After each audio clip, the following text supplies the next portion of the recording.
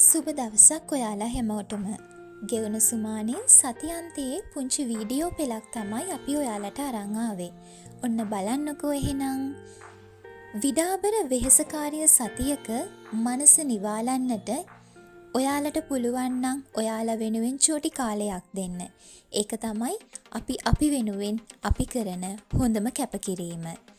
අන්න එහෙම හිතලා ඔන්න බලන්නකෝ අපි දෙන්නත් මේ රෑ වෙලා ලෑස්ති වෙලා යනවා චූටි දෙයක් මොනා හරි කාලා ඉන්න. ඔන්න ඉතින් ආපහු හැරිලා යන්න හිටියානම් චුට්ටක් නැවතිලා මේක අන්තිම වෙනකම් බලලම යන්නකෝ.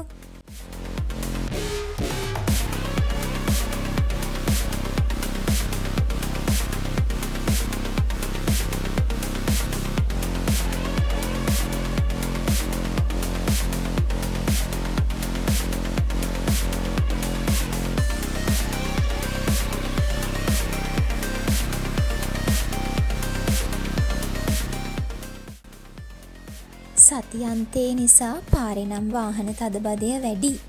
අපි ඉතින් ආරක්ෂිතව අපේ ගමන් ගිහින් එන්න ඕන. කාටත් අනතුරක් සිදු නොවන විදිහට. ඔන්න එහෙනම් ටික ටික ලං වීගෙන එනවා මං යන්න ආසම තැන.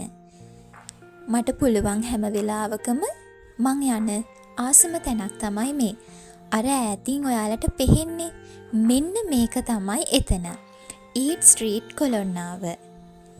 කෑම වර්ග ගොඩාක් තියෙන කඩපේලි ගොඩාක් තියෙන තැනක් මේක.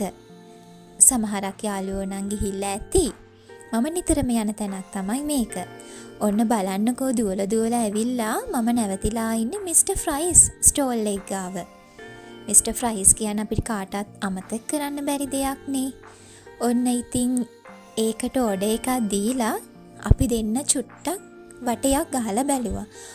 මට අමතක වුණානේ. අපි දෙන්න බබල් ටී දෙකකුත් ඕඩර් කරා. මොකද ඉතින් ඊට් ස්ට්‍රීට් කිව්වම බබල් ටී මොජිටෝ අපිට අමතක කරන්නම බැහැනේ. රෑ සීතලේ උණුවෙන්ම කන්න චිකන් වින්ග්ස් තමයි අපි අරගත්තේ.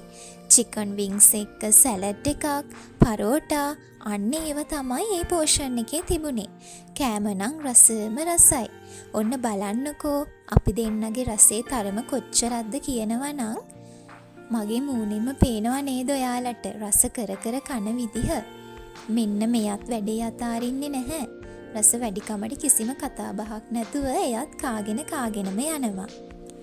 චුටි දෙයක් කියන්නම්. අපිට සතුටු වෙන්න, අපේ ජීවිතේ විඳින්න මහ ලොකුවට අපිට මුදල් අවශ්‍ය වෙන්නේ නැහැ. අපිට පුළුවන් නම් අපි උපයන මුදලින් යම් කොටසක් අපි වෙනුවෙන් වියදම් කරන්න.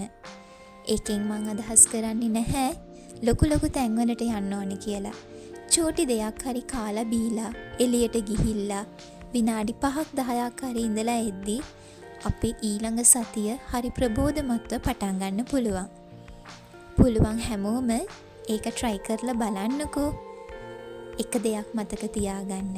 ජීවිතේ විඳින්න මහ ලොකු දේවල් ඕන වෙන්නේ නැහැ. අපි දෙන්න කියෝ ඉඳලා ගෙදර යන්න තමයි මේ සූදානම් වෙලා ඉන්නේ. හැමදාම වගේ මගේ වීඩියෝ එක ආදරෙන් බලන් හිටපු ඔයාලා හැමෝටම අපි ගොඩක් ආදරෙයි. මාව අහන් හිටියටයි බලන් හිටියටයි ගොඩක් ස්තුතියි. නැවතත් අලුත් වීඩියෝ එකකින් හමුවන්නම්. එතකන් සුබ දවසක් ඔයාලා හැමෝටම.